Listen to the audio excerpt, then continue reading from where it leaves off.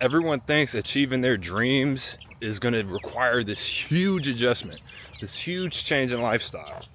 And that's why you procrastinate. That's why you say, hey, I'll do it next year. How many New Year's resolutions are you going to make? How many times are you going to say, it just didn't work out this year. Stuff got in the way. Life got in the way. Life happens. C'est la vie. That's life. You know what I mean?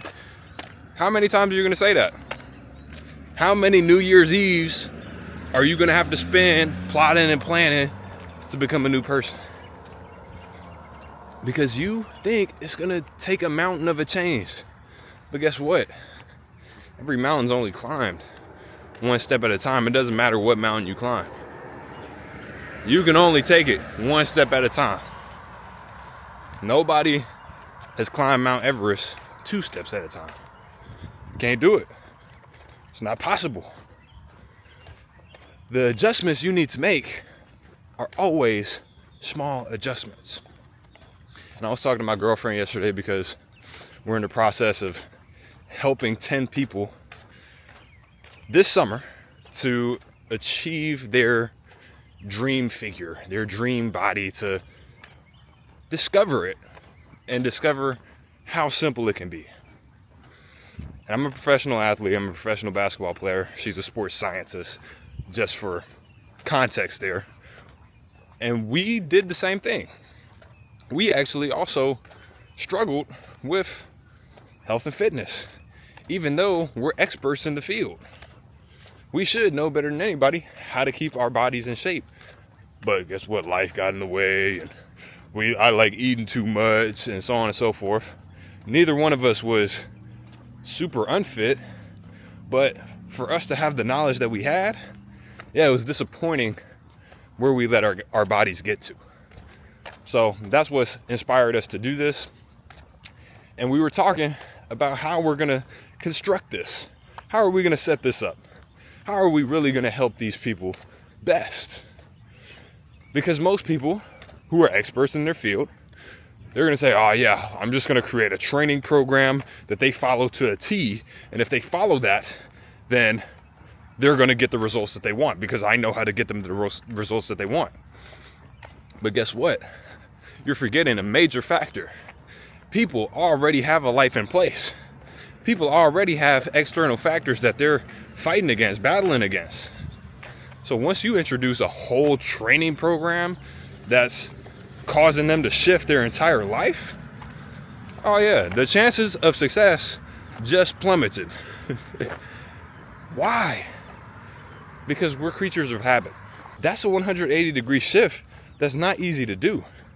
You don't realize how big the little changes can be, how big of a difference the little changes can make. So you don't make them. You say, if I can't change my entire life, I'm not going to change anything because it's not worth it.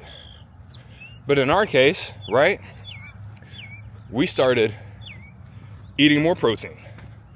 We started making sure we don't have any days where we're not active at all, in terms of if I had an off day from basketball practice, instead of using it as passive recovery, making sure we still went and did a light lift, went out and walked, did something to move our bodies.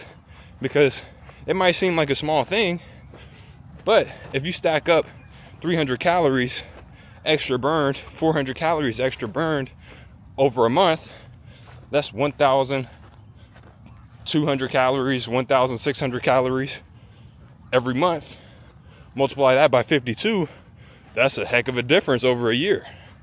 That could be the difference between you being in a calorie deficit or in a calorie surplus. I'm not going to get into all the technical terms, but basically, if you eat more calories than you burn, you're going to gain weight. If you eat less calories than you burn, you're going to lose weight. That simple. And it takes small adjustments to make it there. You don't have to cut out sugar and ice cream and all the food that you like. You just have to make small adjustments to your current lifestyle, and you can see a world of a difference. For me on the basketball court, it's been the same. I thought, this is a perfect example. I thought, man, I'm not getting the recognition that I want as a basketball player. And everybody was calling me unathletic. They saw me, I was kind of big, not chubby, but just a bigger kid, heavier. I had a lot of natural muscle mass from over the years of playing different sports, and it's another story. I used to play with the older kids. So I was 8 years old playing 12 and under. And they would do push-ups every time they missed a layup in practice. And me being 8 years old, I was missing a lot of layups, so I was doing a lot of push-ups. That's my theory as to why my frame was so progressed already. Who knows what it actually was? Probably some genetics in there as well. Because my dad played professional basketball, and my mom's side of the family is surprisingly athletic, even though there aren't any high-tier, high-status athletes that I know of. But going back into it, everybody called me unathletic, and I wasn't an eye-popping athlete, but I was a good athlete. So I was like, okay, I'm going to become an eye-popping athlete. I'm going to start dunking the basketball, because all I saw on YouTube of the future NBA players and current NBA players was this electric athleticism. And I thought that was the missing piece. So I obsessed over it. Every detail, slow motion. I'm watching the best players in the country in slow motion. I'm watching NBA players and their workouts, and I'm analyzing every little detail, seeing what's missing for my movements. And it actually worked. It was a slow process in the end. I thought there was going to be one quick fix that was going to take me from being an okay athlete to being that electric athlete. That was not the case. But eventually, I did become an athlete who then in high school was selected for dunk contests and that kind of stuff. But it did not change my game or my status in the way that I thought it would. Because it was just one thing. It was one thing that I obsessed over. And yeah, I still got shots up and still became a better basketball player. But that's something that I focused on. Thinking, that's the missing link. If I get that, then everything's going to change. Instead of saying, hey, I'm going to make this small adjustment, I'm going to make this small adjustment, I'm going to make this small adjustment, I'm going to make this small adjustment, I'm going to make this small adjustment. Instead of obsessing over, I'm not jumping as high as I need to. I need to double down. I need to double down. I need to double down because this is the big shift that needs to happen for me. No. I'm probably 40 small shifts away from being where I want to be. I might be 50 small shifts away from being where I want to be. And you might not be an athlete, so that might be a little abstract for you. So let's put it in these terms. I'm an author. I can only write my books one word at a time, one sentence at a time, one paragraph at a time, one page at a time, one chapter at a time. Just like the Mount Everest example, it's no different. At the end, yeah, you have this book that seems like I just printed it from my mind into existence, but I sat there and typed all those words. And then you got to go through and edit those words and read those words and adjust and say, hey, is this how I want to say it? Is this voice correct for this character? All those nice things. It's a process. You have to say, hey, look, I'm going to take this scene by scene, and I'm going to make each scene as great as possible. Because if I do that, I know in the end, I'm going to be better for it. And the book is going to be better for it. If I'm looking at it and I'm comparing it to the New York Times bestsellers the entire time, when it's in the first draft stage, then it's an unfair comparison and I'm going to lose motivation. But if I say, hey, I understand that this book is a work in progress, so I'm going to make it 1% better today, I'm going to get a much better result at the end than if I'm comparing a document with 750 words to Harry Potter. One last example, because you might not be interested in writing books. You might feel like you're not creative. That is not true. And if you want me to prove it in a video, I will do it. I'm making videos every single day. This is, I believe, day 9 of me making a YouTube video every single day. Long form, has to be at least 10 minutes. It's going well so far. Out here on a little morning walk to the gym.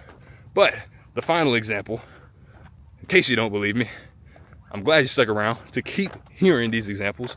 Here's the last example. If you're cooking a meal, your best bet is to cook each ingredient to the best of your capability. If you focus on each ingredient, you're gonna have an excellent dish. If you're worried about the entirety of the dish the entire time, you're not gonna have a great meal. For example, if I'm making chicken alfredo muffins, bear with me. Chicken alfredo muffins. The muffin is just the shape. I gotta focus on the dough. The dough, if I get the dough right and concentrate on that, I've already leveled it up. If I'm like, you gotta make the chicken and the dough and no. I'm gonna make the dough as if I were only making the bread. Then I'm gonna make the sauce as if I were only making the sauce. Then I'm gonna make the chicken as if I were only making the chicken. Yeah, you might be able to multitask a little bit, but you have to approach it with that level of focus and with that level of patience, ingredient by ingredient. Now, some days you're not gonna wanna make the best dish possible, and that's okay too. But if you are trying to make the best dish you can, you gotta take it ingredient by ingredient.